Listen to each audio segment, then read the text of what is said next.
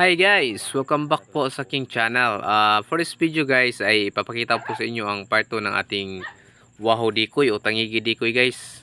Basta alam niyo na yun kung ano yung pangkati ng tangigi.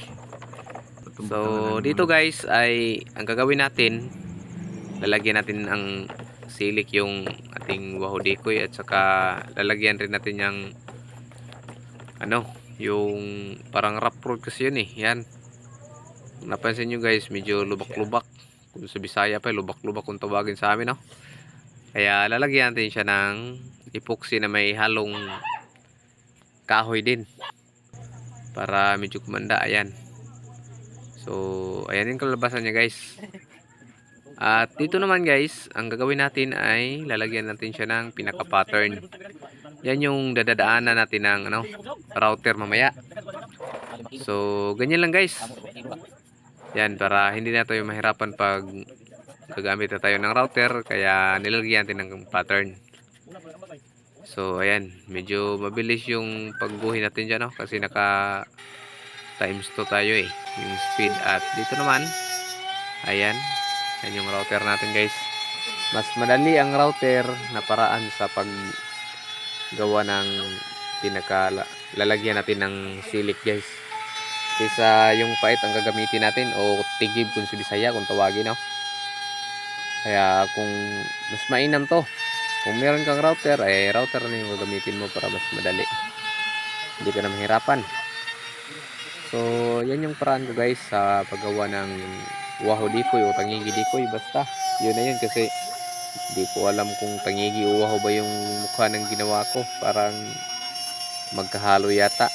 Siguro combination to ng Wahoo at Tangigi Decoy guys. Ang importante ay may decoy tayo at may madadala tayo sa pag blue hunt o kaya takot hunting o ref hunting. Maganda kasi ito guys, lalo na sa mga tangigi. Kasi sa lugar namin ay maraming mga tangigi. Kaso nga lang, may mga panahon na hindi namin sila makikita kasi yun nga, doon sila sa malalim na part. Kaya mas maganda pag may ganitong mga decoy. At ang ginagamit natin guys na pang silik niya o yung kanyang fins kung tawagin ay gulong siya ng isang motor para hindi masyadong makapal kasi pag gagamitin natin yung sa truck o sasakyan. Kaya yung ginagamit natin ay sa motor lang para hindi masyadong makapal at tamang tama lang yung kanyang sukat sa silik natin sa ating Wahoo guys. At yun nga, mahirap pala itong katingin ng guys, cutting disc. Sinubukan kong ginagamitan ng cutting disc o kaya grinding disc. Pag grinder mo siya ay medyo mahirap, mabaho pa. Kaya ayan muna natin yung ginagawa natin. Kumbaga lang muna tayo. Yung itak ang ginagamit natin guys. Mas maganda pa to kaysa grinder yung ginagamit natin. So, ganyan na yung mga paraan ko guys sa paggawa ng Wahoo Decoy. Actually, bali, ito yung pangalawang gawa namin. I hope na matapos na to. Kasi yung unang ginagawa namin ay hanggang ngayon hindi pa natatapos. Kaya sana nga ay matatapos na to.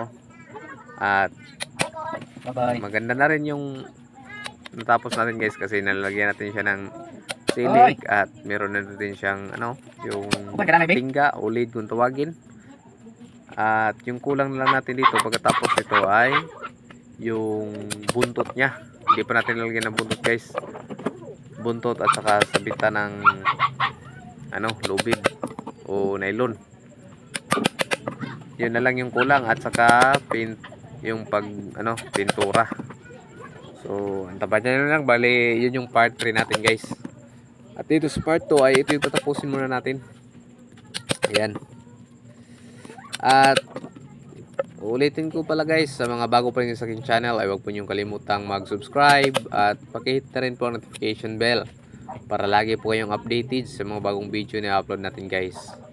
So ayan, itak yung ginagamit natin guys at saka itong pait, pait ba yan o basta kitigib kung tawagon rin sa mga. So ayan yung pinakasilik natin guys.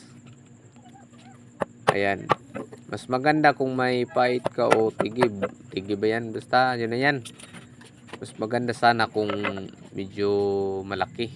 Halimbawa yung uno yung size niya, mas madali yun.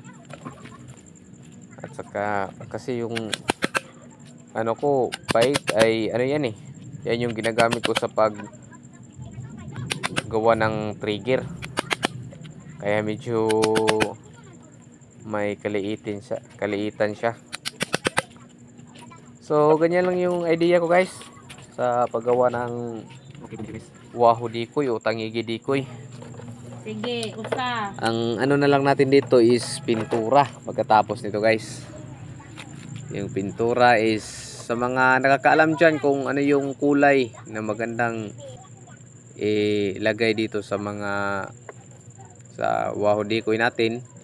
Sa mga eksperto na dyan ay pag-comment na lang guys para naman may idea ako, karagdagang idea din kung ano yung mas magandang pintura na gagamitin at kung tawag nito mas maganda ba yung spray paint o yung ano lang, yung brutsa kung tawagin. So yan yung paggawa natin guys sa ating shark fin. Hindi pala shark fin yan kasi ano siya, basta kay fins na siya guys, fin ng ano yan. So ganyan lang yung paggawa natin guys, kasi pag binibili mo tong ganito kalaki ay nasa around 9K o mas bababa pa dyan, pero may kamahalan talaga. Kaya ang ginawa ko ay gumawa na lang tayo ng sariling atin guys, kasi meron naman tayong mga gamit at buti na lang ay meron tayong kakilala na nagbigay sa atin ng puno ng nangka. Kasi ito yung hinahanap ko guys, kasi ito yung ginagamit kadalasan sa mga professional na gumagawa ng Wahoo Decoy. Isang puno ng nangka o jackfruit ba yun sa English, basta yun na yun. So ayan guys, ang ginagawa natin ay nilagyan natin siya ng epoxy dyan at pati rin dun sa may pinakabutas, at saka natin ilagay dun sa pinaka dorsal fin. Yan yung pinaka dorsal fin natin guys. So ganyan lang yung paggawa natin guys, at antabayan nyo lang sa part 3 kasi doon na natin ilagay yung yung buntot at saka yung sabitan ng lubid o nylon, at saka yung yung pintura isama natin doon, yung pintura para isang na lang, last part lang bale, yan yung pinaka last part natin. Kasi yung pag nito guys, yung pagliha, siyempre lihaan pa natin to at subukan natin kung kayang masilyahan ng kasama natin ay mamasilyahan niya raw. Maganda yun guys, kasi yung pintura ay talagang makadikit siya na masyado sa hindi siya basta-basta natatanggal pag minamasilyahan natin ng epoxy. So ito pa rin yung abalahan ko guys, kaya hindi pa ako nakapamana. At gustong gusto rin natin mag upgrade ng guys, camera, yung mga GoPro, kasi yung camera na ginagamit natin ay medyo malabo, kaya yan din yung isa sa dahilan kaya hindi pa ako nag-upload ng mga night dive or day dive for fishing guys. Kaya yung ginagawa ko ngayon habang nag-upload ako ng video ay itong tutorial lang muna o mga DIY na ginagawa ko, katulad ng paggawa ng pana at saka ito rin mga kaparaanan, iba't ibang kaparaanan sa paggawa ng mga guys, wooden spear gun at katulad nito isang Wahoo Decoy. Kasi matagal ko na rin gustong malaman kung paano ang paggawa nito, at yun nga sa mga idea natin sa mga friend natin sa Facebook at saka syempre friend and person din, at mga kaalaman, nagtatanong tayo kung paano ang paggawa nito kasi talagang matagal na tong famous sa ibang lugar guys, na ito yung ginagamit talaga nila pag nag-fad hunting sila o blue hunt o kaya yung takot at saka kahit na kantil katulad ng mga isla. Ito yung ginagamit nila guys. Kaso nga lang dito sa aming lugar ay hindi pa masyadong kilala to ang ganitong paraan sa pag spear fishing. Kaya buti na lang may nakilala tayong merong ganito, merong wahoo decoy. Kaya doon din tayo nakakuha ng idea kung paano ang paggawa at ilang kilo ang tingga ang ilalagay natin. Actually guys, may nagsabi sa akin yung talagang gumagawa nito ay 12 kilos daw ang nararapat sa 120 cm ang haba. Pero sinusubukan muna natin kasi medyo matigas yung ulo natin, kaya nilagyan muna natin ng 5 kilos at itry natin kung ano ba to, kung okay ba siya kahit na 5 kilos lang yung nilagay natin. Hindi kaya lulutang to, pero imposible naman kung lulutang to guys, kasi yung tayo nga lang mag weight belt tayo ng 3 kilo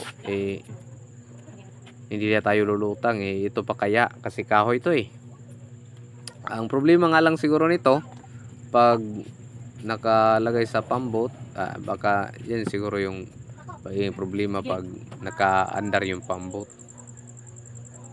So subukan na lang natin kung ano yung resulta. At ayan guys, tapos na rin natin malagay ang silik at saka yung dorsal pin.